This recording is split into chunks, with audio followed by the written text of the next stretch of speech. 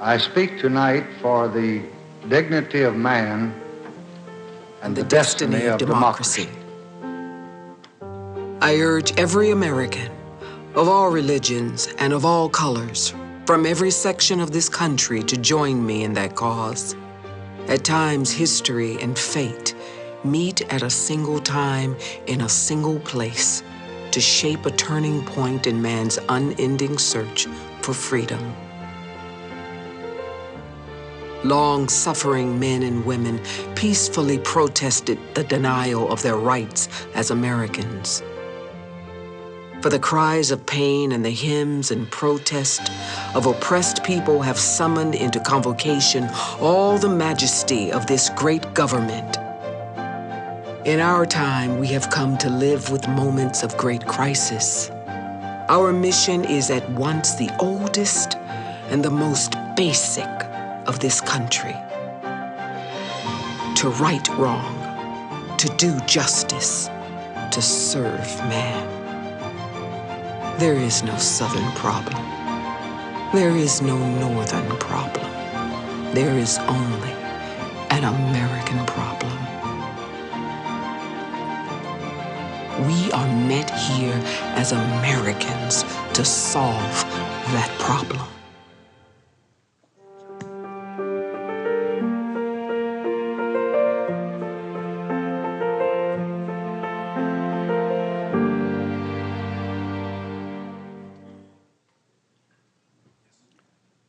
Ladies and gentlemen, please welcome President and CEO of the LBJ Foundation, Mark K. Updegrove.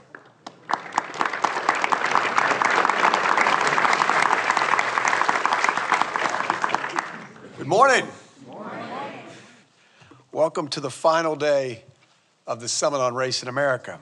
We have a terrific morning ahead, starting with civil rights legend Vernon Jordan, who will offer his views on where do we go from here. Angela Evans, the Dean of the LBJ School of Public Affairs, will then lead a discussion on the continuing quest for voting rights for all eligible Americans, which will also include Jamie Azur, the tribal chairman of the Turtle Mountain Band of Chippewa Indians, Julieta Garibay, the Texas director and co-founder of United We Dream, and civil rights legend Andrew Young, former UN ambassador, congressman, and mayor of Atlanta. And finally, we'll hear from John Bryant, the founder and CEO of Operation Hope, on what he calls the civil rights movement and his mission of empowering lives through financial dignity. Tom Johnson, the chairman emeritus of the LBJ Foundation, served in President Johnson's White House from 1965 through 1969. He has known Vernon Jordan since President Johnson had identified Mr. Jordan as an important emerging leader, one who he believed could be president himself one day. Tom will be introducing his friend of nearly a half a century. So, ladies and gentlemen, please join me in welcoming Mr. Tom Johnson.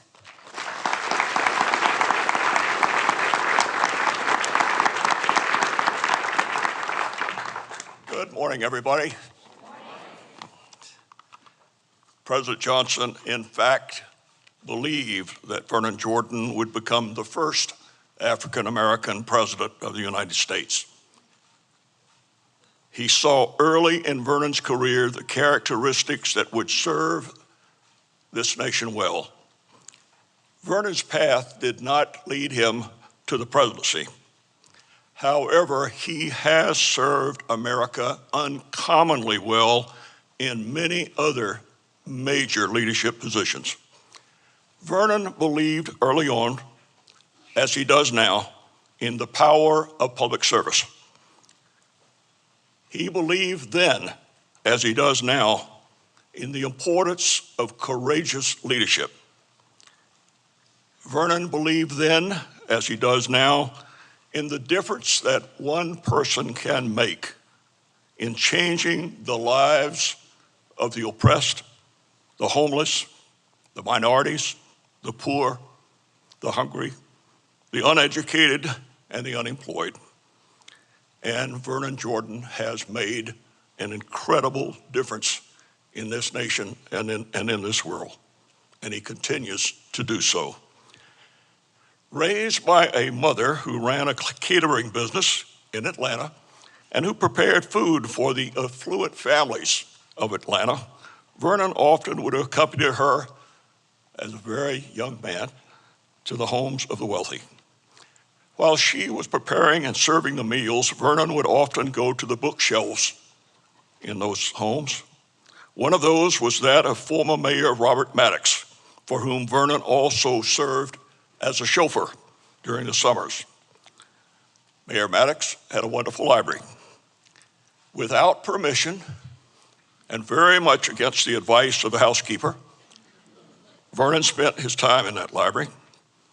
He read Shakespeare and Thoreau and Emerson. But what he read most eagerly were the books on speeches.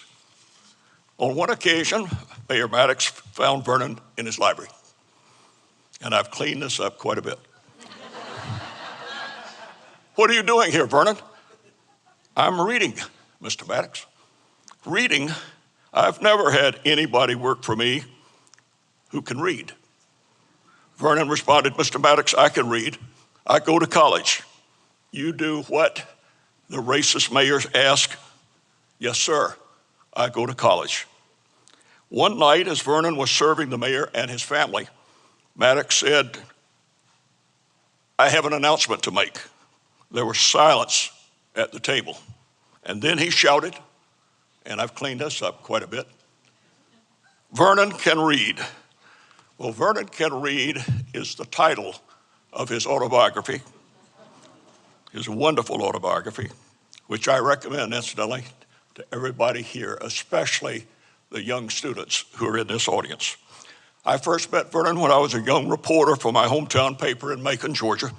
Vernon accompanied Charlene Hunter Galt and Hamilton Holmes as they desegregated in 1961 the University of Georgia. It has been my honor and it's been my privilege to have known him as a friend for now more than 58 years. President of the Urban League, of the United Negro College Fund, advisor to presidents, close ally of Dr. Martin Luther King, lawyer, mentor, friend, a devoted supporter of the LBJ Foundation, the LBJ School, and the LBJ Library, and a fierce advocate throughout his life for civil rights. Ladies and gentlemen, one of the finest, most charismatic public figures in American history.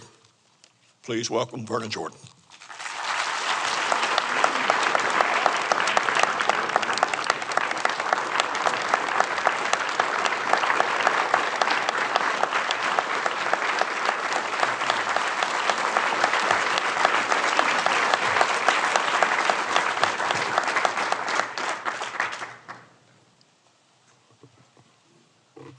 Thank you and good morning.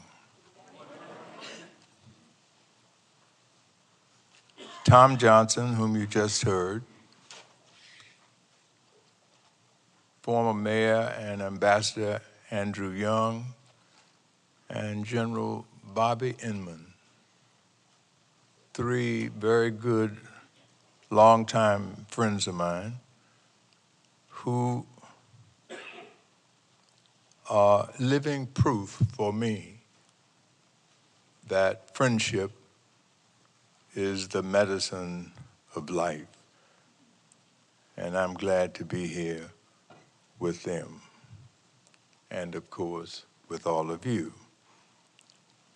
Now, let me explain the situation you are in with me this morning.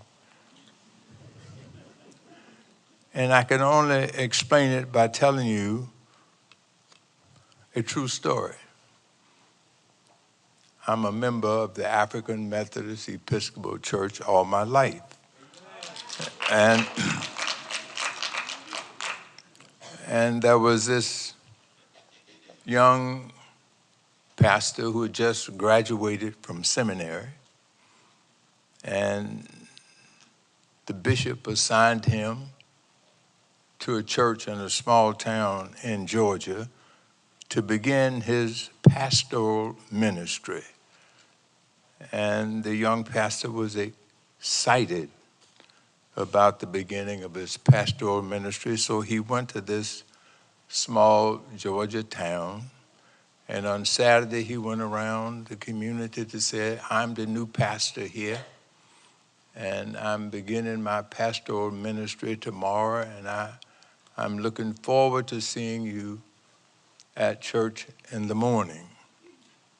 The morning came, and it was raining and storming. And in the black community, the streets were unpaved, so they were almost, you couldn't get through anywhere. But he was excited about the beginning of his pastoral ministry, so he put on his suit he got for graduation and his new shirt. And he went to the church at 9 in the morning. Nobody showed up for Sunday school. And at 11 o'clock, nobody had shown for church. At 11:20, one sole parishioner shows up for the church service. So the young new pastor rushes down to the sole parishioner and says, brother, I'm the new pastor here. I've just graduated from seminary. But in seminary, they don't teach you what to do when only one parishioner shows up for the church service. He said, do you have any suggestions? And the sole parishioner says, well, preacher, I'm not a preacher, I'm a farmer. And all I know is that when I load my wagon full of hay to go feed my cows, and only one cow shows up for the feeding, I feed them.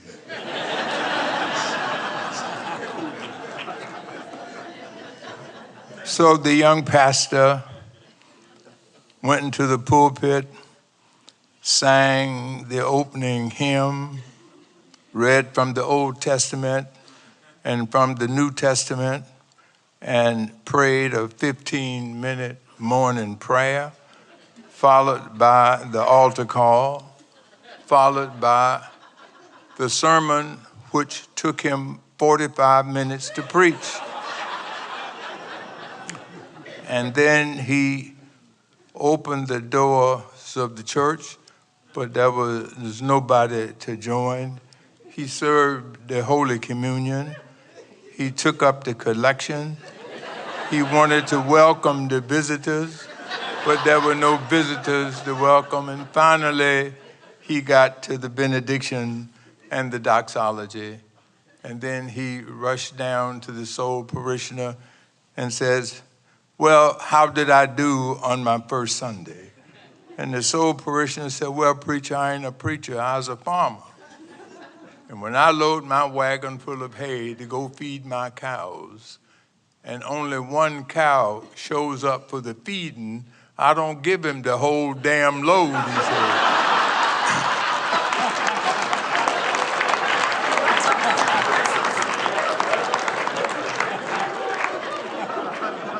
So I tell you that to say to you that I did not come all the way from New York to talk for 2 minutes. I brought a whole load of paper, and I'm going to say every damn word.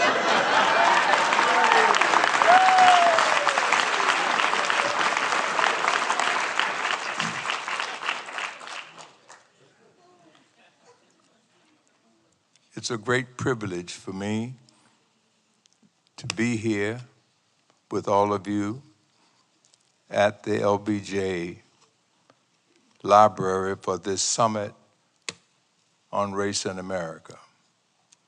My very first invitation to the LBJ Library was personally extended by President Johnson himself.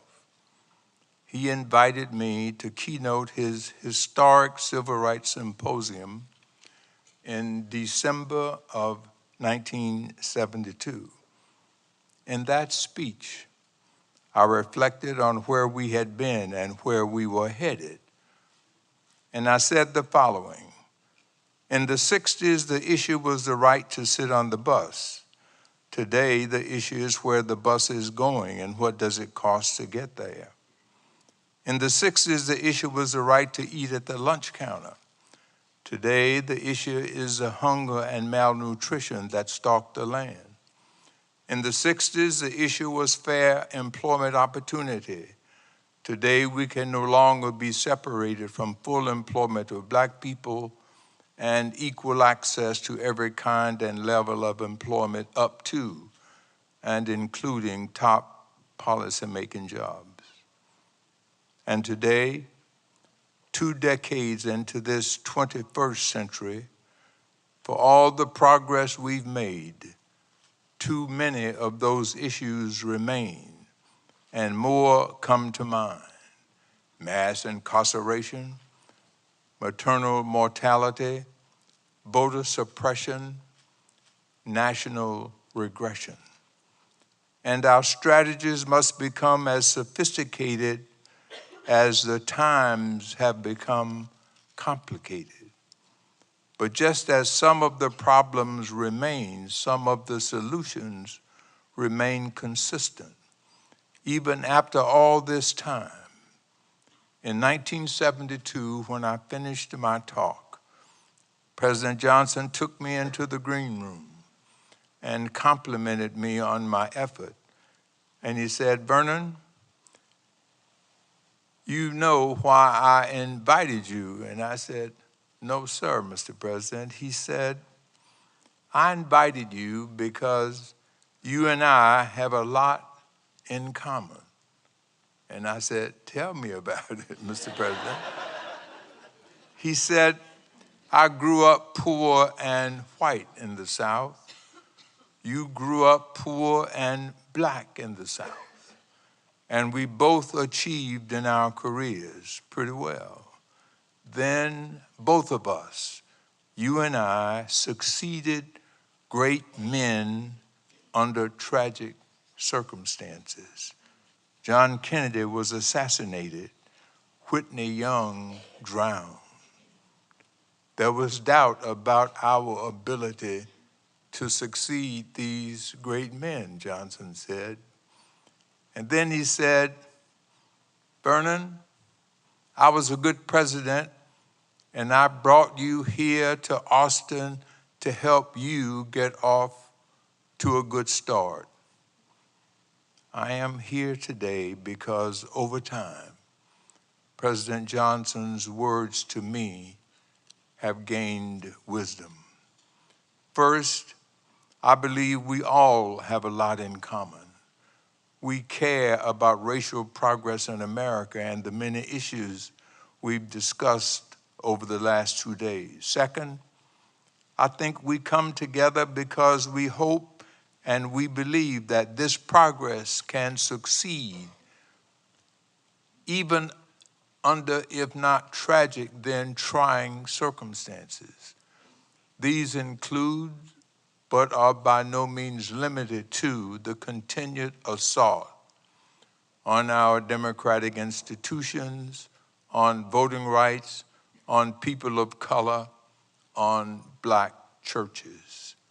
And while my own career no longer needs what President Johnson called a good start, today I come to pass on a modified version of his advice to all of you, and particularly to the executives and companies in the audience. So what was President Johnson's advice to me?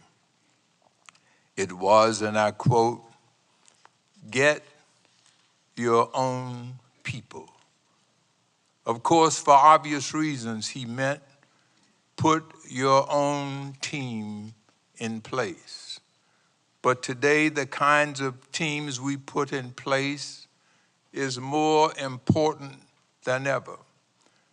One of the many ways we can continue to work towards equality in these trying times is to not just get your own people, but get people of color into positions of leadership. Of course, President Johnson gave me that advice nearly 47 years ago. And in the early 70s, you could count the number of black people on the boards of directors at Fortune 500 companies on two hands. You'll be glad to know that over the last 5 decades, that number has gone up. In fact, it has been a great privilege of my life to serve on over 20 corporate boards, to work closely with titans of interest, industry, and leaders from across the world. But if we look at the current state of corporate leadership today, there are reasons to be encouraged and reasons to be discouraged with the amount of progress we have made when it comes to issues of diversity. According to a recent report from Deloitte, just over 16% of board seats on the Fortune 500 were held by minorities, a slight increase from 2016. The story is somewhat better for women. Nearly a quarter of all board seats in the Fortune 100 are held by women. Yet, when women make up more than half the population, it seems to me that a quarter of the seats is only halfway there. Taken together, in 2018, there were 145 companies in the Fortune 500 that had boards made up of over 40% women and minorities. On the one hand, this is incredible progress. Less than a decade ago, in 2010, the number was only 54 companies, and yet it is still only 145 companies out of 500. So there is room to improve the makeup of these boards, and it may not surprise you that the companies that do better financially are the same companies doing better when it comes to having blacks and women on their boards. We can also look beyond the boardroom to trends in executive leadership. While leaders like Ken Chenault, Ursula Burns, and Indra Nooyi rose to become chief executive officers of 5 Fortune 500 companies, their announcements to retire have not been met with or matched by other companies elevating people of color or women to the top job. Instead, there are only 3 African-American CEOs in the Fortune 500, the lowest number since 2002. And there are currently only 27 women CEOs in the Fortune 500, down from 32 only a couple of years ago. What can account for this decline, and what are we going to do about it? I will not pretend to have all the answers, and for all of my years in business, my best analogy comes from politics. For many, the election of President Obama represented the finish line, the beginning of what was hailed as to post-racial America. And if the idea was misguided in 2008, it seems downright naive in 2019. President Obama was not the finish line. He was not even the first in line because there was no one clearly coming up behind him. He was the exception more than the rule. Think about it this way. Just as there are only 3 African-American CEOs in the Fortune 500, there are only 3 African-American senators in the United States Senate.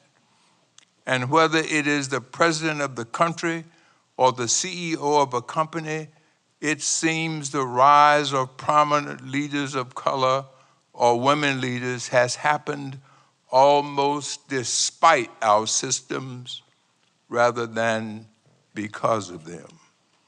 Of course, when a person of color, a woman, or all too rarely a woman of color, occupies a leadership position for the first time, that tenure takes on a symbolic weight, which has great value. It communicates to generations that they too can lead and inspires them to reach higher. But today, in 2019, we are realizing the need to move beyond the symbolic and towards the systemic, to advocate not only for representation, but for representation that can replicate itself. And I don't mean to suggest that every person of color should have a person of color succeed them, or that every woman in power should be followed by a woman. But for people of every color and background and identity to succeed, there must be representation not only at the highest levels, but at every level. So in order to do that, we have to ask ourselves, how do we not just blaze new trails, but build highways of talent and opportunity? We have to ask hard questions about recruitment and retention, compensation, and promotion. In other words, it is no longer sufficient to settle for the exceptions. We must do our part to change the rules. Otherwise, we will curtail the process of our companies and our country. For all that has been built by American companies, we have to ask ourselves, how much more could we have accomplished with more and more diverse voices in the room? How much more will we be able to accomplish if we can overcome the discredited prejudices that put America at competitive disadvantages? Diversity is no longer just a nice thing to do, or a defensive move, or a compliance issue. Diversity is imperative for survival and essential for excellence. That's why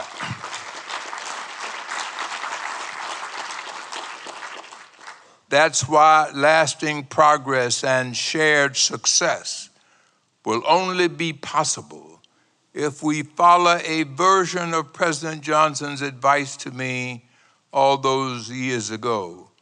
We need to find the people who give us the best chance of succeeding.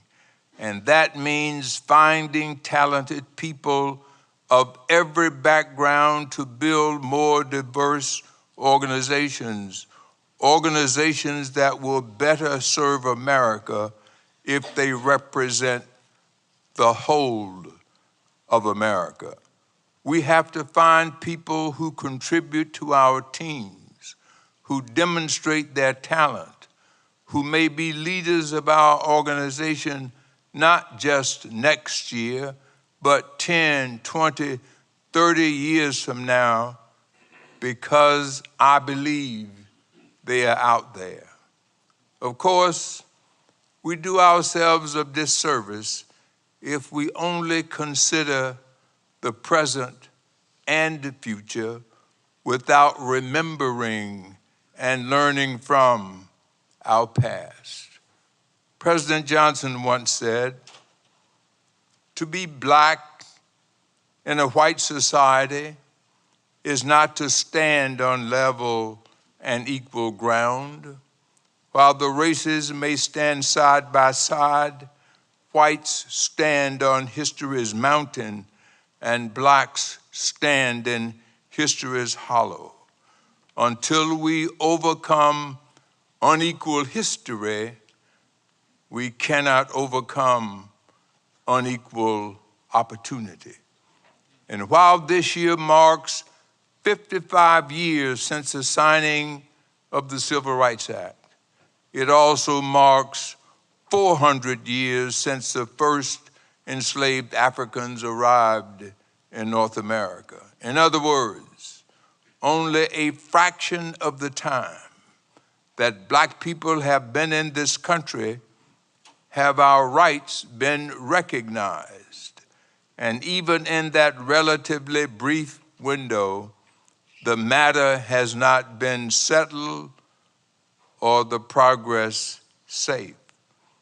But everything we have talked about at this gathering, every issue and inequality that persists today, has such deep roots that it is not enough to cut back the thorns and think the work is over.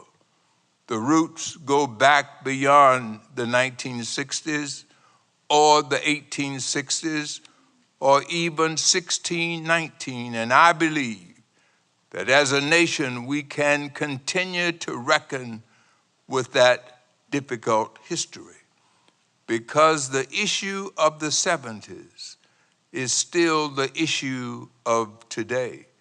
And the issue of today is that survival of our nation and its institutions, the survival of the dream of equality we fought for in the 60s. To take President Johnson's formulation and offer my own, if we avoid our unequal history, then we abandon equal opportunity. If we forget our unequal history, then we forestall equal opportunity.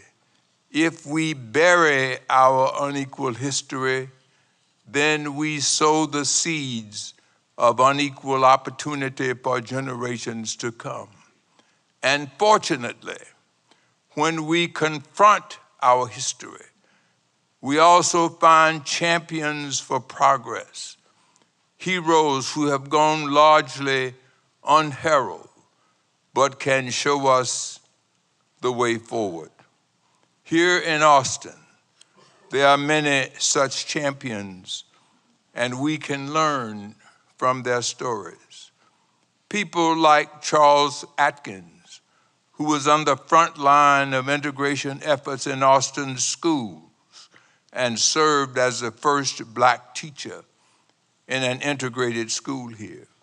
People like Wilhelmina Delco, the first African-American elected to public office here in Austin, who served 10 terms in the Texas state legislature and was a giant in the field of education.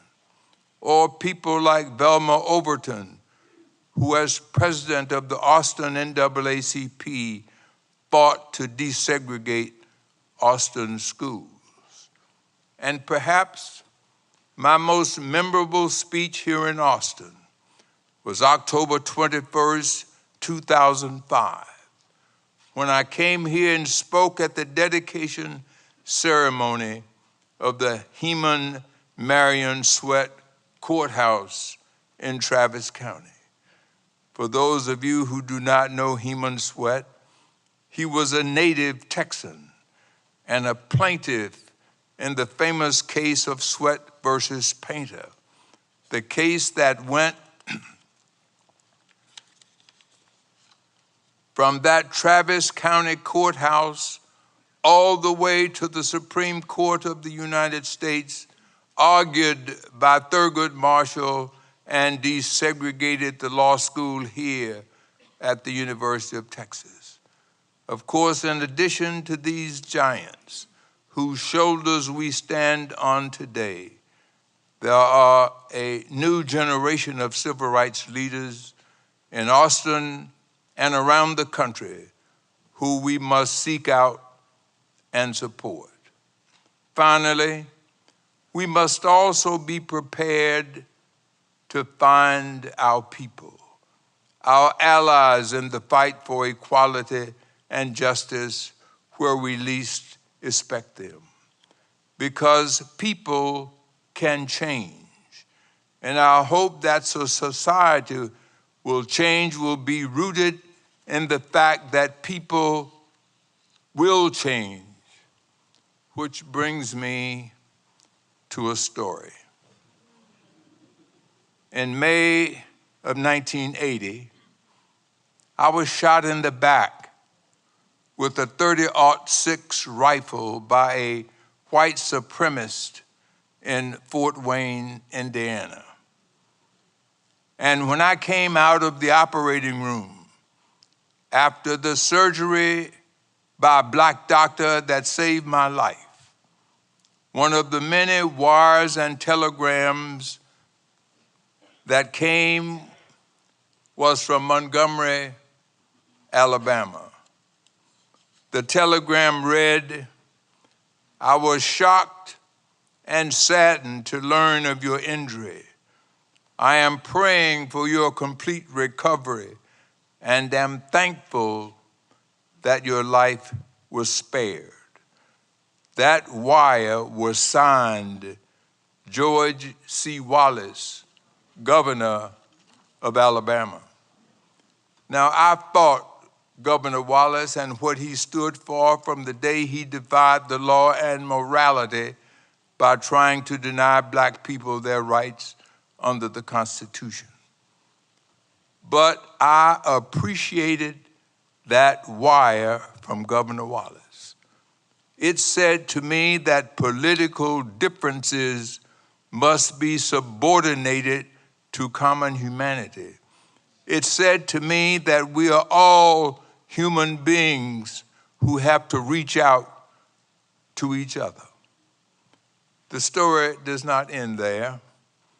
A year later, I went to Montgomery to celebrate the retirement of the civil rights champion E.D. Nixon. 5 minutes before the program started, state troopers wheeled George Wallace into the George Washington Carver High School auditorium in Montgomery. And at the end of the program, Governor Wallace had the state troopers put his wheelchair on the stage and rolled him toward me.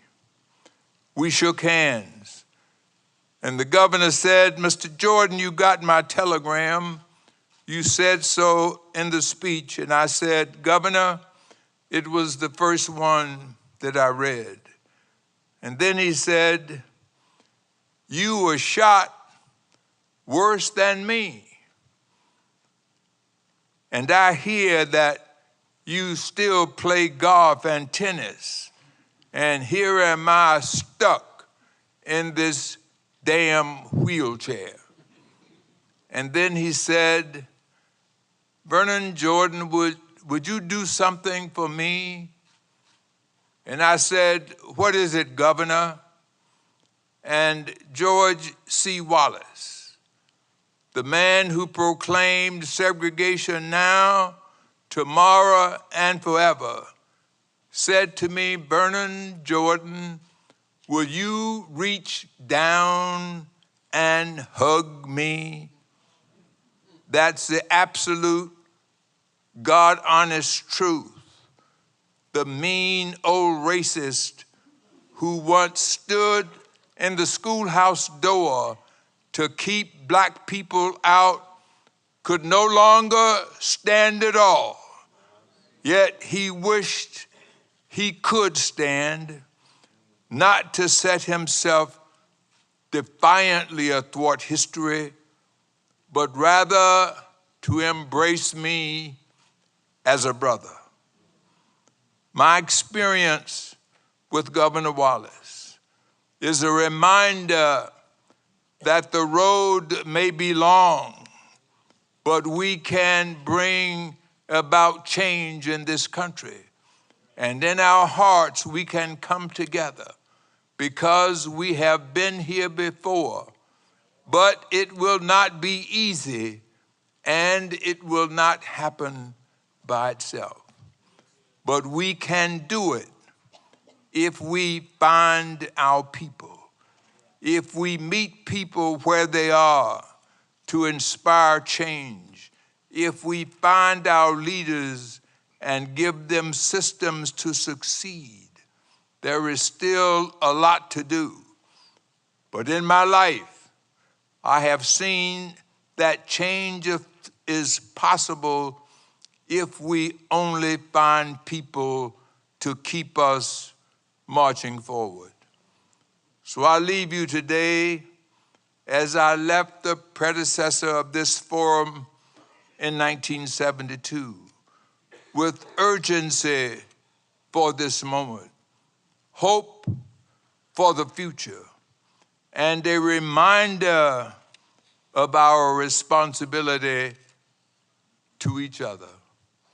My predecessor, Whitney Young, used to say, we may have come here in different ships, but we are all in the same boat now. Whether that boat sinks in the brutal waves of repression and racism, or whether it sails on the good tide toward the promised shores of true freedom and equality, is up to each of us, to all of us. For we are soldiers in the army. We have to fight, although we have to cry. We have to hold up the bloodstained banner. We have to hold it up until we die. That, I believe, is our charge to keep, our calling to fulfill, our rendezvous with destiny. Therefore, let us rise up with wings of eagles. Let us run and not be weary. Let us walk together, children, and not be faint. Thank you. God bless you all.